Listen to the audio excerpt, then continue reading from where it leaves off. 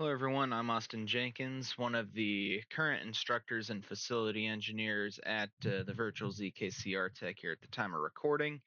This is the first in a series of videos showing basic tips and tricks, setup tips, and other general things about our three main radar clients outside of the tower cab view for CRC.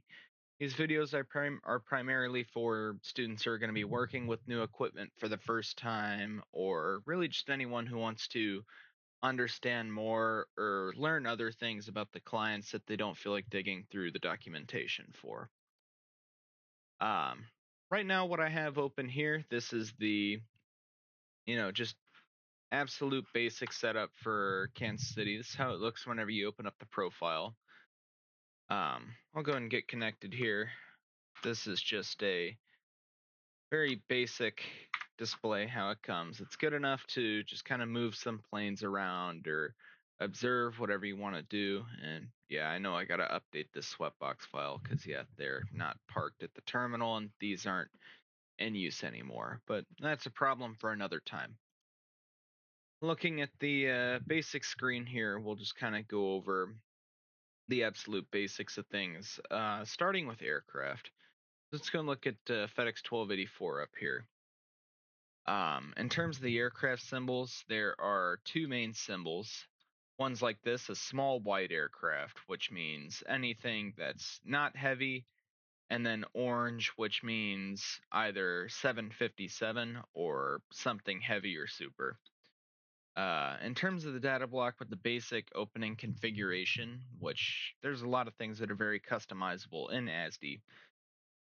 It's a very basic system. Field 1 of the data block, or line 1, is by itself just the call sign, and then line 2 is the aircraft type and their departure fix or destination, depending on how the facility is adapted. That's the absolute basic. In terms of repositioning data blocks, there's a few things you can do. The absolute most basic way is just to hit a number on your numpad, which corresponds with which direction you want the data block to go. With people this is most people who have the inverted numpad. Hitting something like a 9 will move it to a northeast position, something like a 7 to a northwest position, and so on and so forth. So that's the absolute basics of tag management there. Going into basic scope setup, we'll just talk about a few things because there's a lot going on here. Very cluttered, lots of things. It's disorganized, and there's a lot of stuff that you'll have to kind of pick through in order to work effectively with this. First, let's go and just kind of start with the main uh, display things. Of course, black areas, depending on facility configurations, are runways. Dark gray is taxiways and other movement areas, and all the light gray stuff is either buildings or non-movement areas. So that's just the absolute basics there.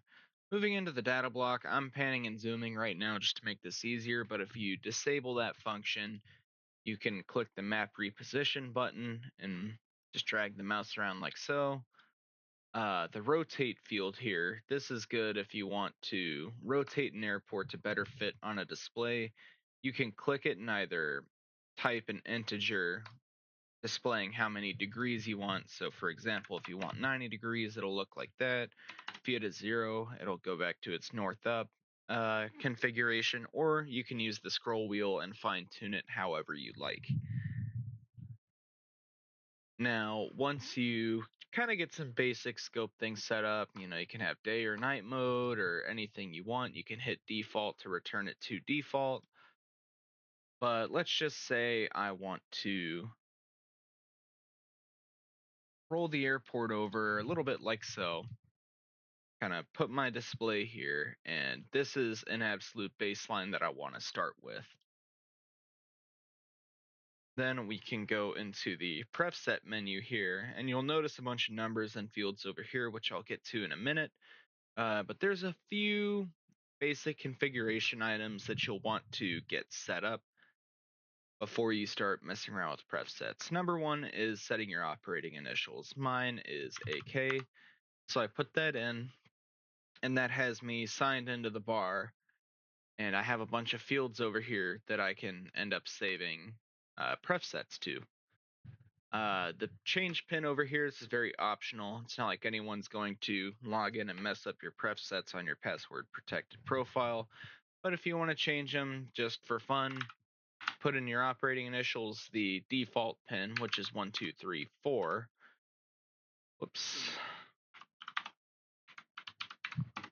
And then whatever you want your new pin to be, and then you can confirm it, and that changes your pin to whatever you want. So let's just say this is good for now. You want to stop here and save it as a baseline.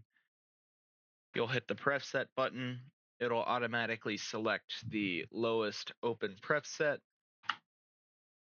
and then you'll hit enter or hit the arrow keys to move through the menu, and then title. I'll just set this as base for now, and then you'll type your pin to save it. So now, let's just say you go back to default or something, or you want to change something. You can always go back into your pref sets, hit the button, and boom, your pref set's up, and you're able to start and change things. Besides just moving the scope around and setting things up how you like, I'd say probably the next thing that most people will start looking at is the character size, because for most displays that are less than a 4K resolution, data block size 2 is fairly large. So with this, you can just click on it and enter a number 1 through 6, or just use the scroll wheel. In this case, since I'm going to simulate this as a 1080p monitor, I'll just go ahead and set the size to 1. DCB changes the font size in the display control bar. Goes to spend list over there on the right, which we'll get into later. And then temp data, which we'll also get into later, and then the preview area on the left. So that's the absolute basics whenever it comes to changing character sizes, and you can go very in depth with this, which I'll get into later on. The next thing that most people mess around with is the brightness control settings. So with this, you can adjust the brightness of things like movement areas, hold bars, and such. Which hold bars, that's going to be part of safety logic, which a lot of the best documentation for that is in the CRC documentation, but I'll provide at least some sense of idea of what it is and how it functions. Tracks deal with the aircraft position symbols, and data blocks controls the brightness of data blocks, which can be useful for some things. Lists control the 2 little lists we have up, and temporary map areas text and the DCB are things we'll get into a little bit later. We'll go into the tools menu here. There's a lot of things that you can do here. Namely, one of them is create windows. So let's say you're zoomed out, but there's an area of the airport that you want to see a little bit better. What you can do here is create a little window everywhere you want and pan it over to somewhere on the airport you want a more in-depth or close-up view at, and place it like so. Now, some people move them around airport surfaces. A lot of what people use them for when it comes to ground and local control is on a zoomed out view like this, areas like terminal ramps, hold pads, and other things close to the runway edges that are kind of hard to see. Zoomed out like this, they'll create a zoomed in window and work with it. Now, this little offset window here, its brightness and character size settings are totally independent of your main window, so you'll have to adjust them however you like. It won't copy over when you create the window. So we'll leave that. We'll put it over here for now. Other things and tools, you can turn history trails on for aircraft, which I'll go ahead and taxi somebody so we can see what that looks like. It'll basically just display a little trail of dots behind an aircraft in order to kind of give you an idea of how they're moving. So let's see, American 1046 here. I'll go and turn his history on in that small window, and it's kind of hard to see, but it's there. You can also see it on the main window there as he taxis out, which I'm not having him follow any routes. I'm just doing it for display purposes. So we'll go and turn off the history trails for now. Coast controls that menu on the right, which will display if an aircraft either drops off a surveillance on the airport surface or something happens. That aircraft's call sign will show up in that list. For example, we'll go and delete American 1046, just say dropped off. His call sign will appear over there in the coast menu, and there will be a CST in the data block indicating that he's no longer tracked by airport surveillance systems. And if you want to remove his data block, say disconnected, you'll hit F5 and click on him. Or you can click the terminate control button over here in the top right. Back into tools, you can move things like that coast list with coast reposition or preview reposition. Cursor home doesn't have any function in CRC at the time being.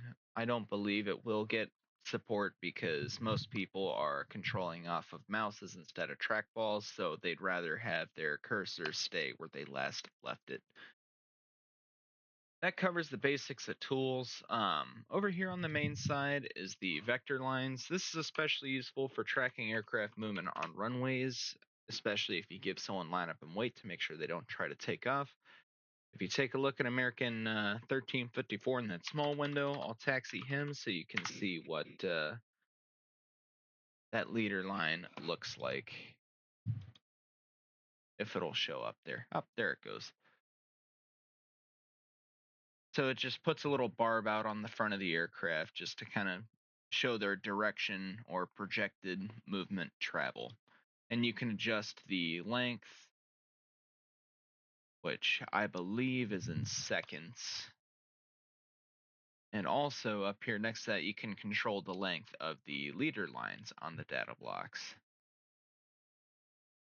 Now we'll get into temp data. Once you sign on to the live network for the first time, you'll likely see some of this depending on active airport NOTAMs and closures.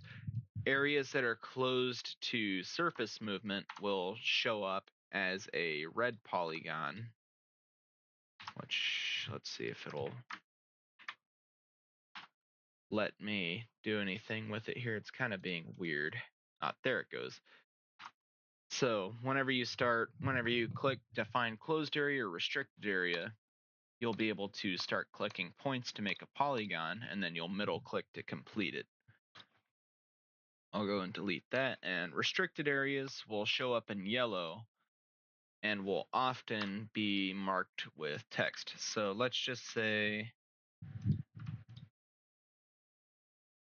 this little link to the runway up here is restricted to a certain wingspan. So we'll say, I don't know,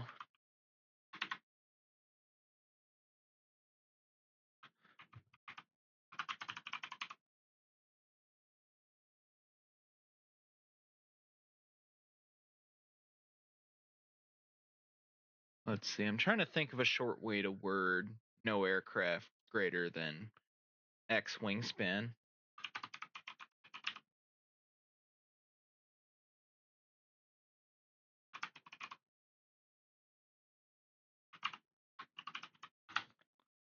So once you complete your text and hit enter, you can place it there and it'll show up with a little star and a leader and then the text size. And this is where in the character size we talk about temp data.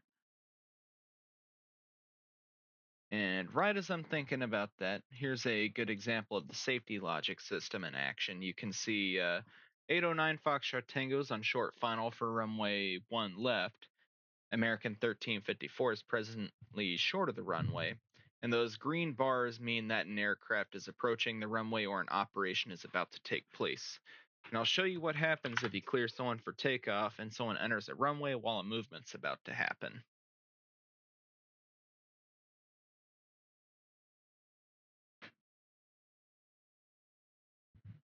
It'll throw up a warning. Both aircraft involved will be circled in red or like a red octagon, and you'll get a warning message that plays over the speaker. So that's kind of how the safety logic works. In the menu, you can do things like open and close runways. So in that case, I closed the runway and American was actively operating, so it threw up a warning for a wrong surface landing. Whenever you close a runway, it'll show up with two white X's at the end, and some people will put that temp data we talked about earlier over the runway, or they'll just leave the X's. Go and delete that. Back into safety logic. Closed runways will show up like that. The safety logic runway configuration must be set prior to assuming a position whenever opening it up for the first time or upon completion of a flow change. Or else, if it's operating in the wrong configuration, aircraft won't receive proper safety alerts and there's risk for issues, and some separation requirements are increased, especially with regards to line up and wait while an aircraft is cleared to land. But that will be brought up in your training sessions, especially for local control. So you can just click the different configurations like so, and that'll set the airport and safety logic configurations. The tower config here lets you select different positions that you're covering, and that will configure the alerts you receive. And these two buttons here, track, alert, inhibit. Let's say you have a flight at 2. You can inhibit a certain track or enable them for all tracks, and you can also reposition the alert menu with that. And you can set the volumes and test your volume there. So that covers the absolute basics of safety logic. More details about it are available in the documentation that I don't have the time to discuss right at this minute. Continuing on, post-temp data. That's pretty self-explanatory. In terms of simulating closures, if you do reflect any closures in the ATIS at an airport with an ASDE, it's generally advised to reflect those closures on your map as sort of a quick reference guide. Now we'll talk about data block areas. This will get into a lot of the overlapping tags that you see down there at the terminal ramps. So trade areas, which I'll go ahead and bring up, are areas which you can draw a polygon just like you do with the temp data. Complete it with a middle click, and what you can do with these trade areas is it opens up a window for you to configure different data blocks. So everyone inside this green boundary, we'll just go and turn some things on here. Turn on the altitude. This will display the aircraft's current altitude in field 1 of the data block, which is useful for local control. The aircraft type will be displayed. The exit fix or destination airport will be displayed. And if you turn on velocity, that'll show the aircraft's velocity. The scratch pad can be enabled or disabled here, which I'll get into in just a moment. And you can change the data block size inside that green area, as well as the brightness, whether or not they have vector lines, and which way the data blocks go. So let's go and make a sample trade area here. containing these two aircraft. So you can see their default settings have come back inside the trade area. So we'll say we want to display altitude for them and velocity. So now you can see how fast they're going and how high they are. In this case, they're currently on the ground. The altitude here is shown in sea level rather than ground level.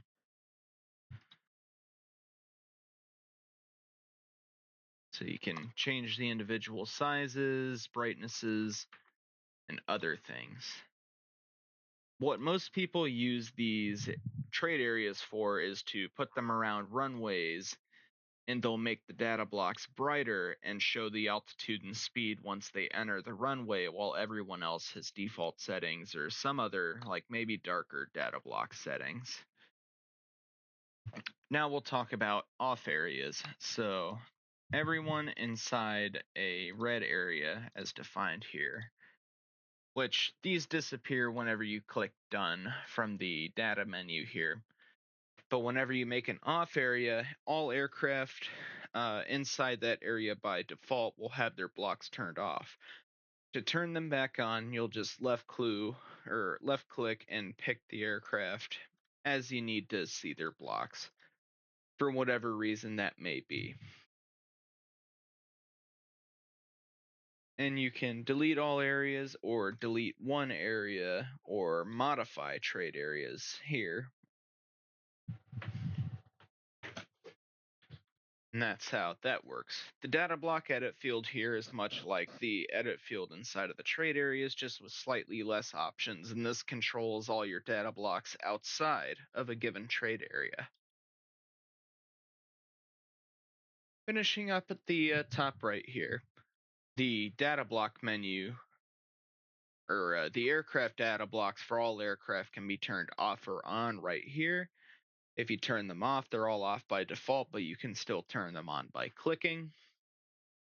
And you can suspend certain tracks in place with this, which there's generally not many use cases for, except for maybe if someone's having intermittent connection issues, just to make sure their track doesn't get dropped off or other things. Just some quality of life things. The day and night ASDE settings will just control the color fields of your ASDE. It's just a cosmetic thing. It has no real operational gains or losses. And now we'll kind of get into our last thing here. We'll talk about aircraft that are not squawking mode C. So anyone who's left over from V-Stars or any of the old legacy clients knows that back then when aircraft didn't squawk mode C, their data blocks just showed darker. That is no longer the case. If an aircraft squawks mode C or you delete their tag while the aircraft is still there, they show up as a little blue diamond. So if someone's tag ends up getting deleted or an aircraft is not squawking mode C, they'll show up as a blue diamond. So if someone's calling you short of a taxiway for taxi and you don't see them on the ASDE, but you can see them on the tower cab view, they're not squawking altitude. Anyways, that about covers most of the basics and setup differences and things for ASDE as compared to the old clients or tower cab. It's a very complex system in terms of VNS and its real world counterpart. It has about a 98% match. So in terms of how it's programmed, it's about 98% accurate to the real world, just minus one or two small features. Anyways, I hope this is useful to anyone who watches it, and good luck in your training, and have a good time on the scopes.